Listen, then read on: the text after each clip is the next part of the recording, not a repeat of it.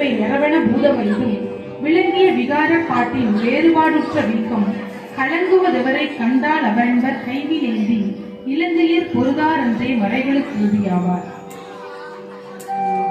அலங்கரிற்றேற்றும் பொய்மை அரவென பூதமை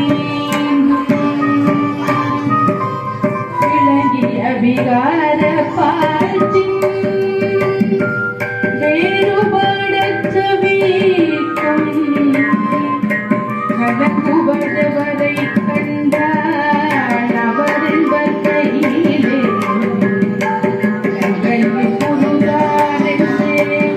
மனைவிகளுக்கு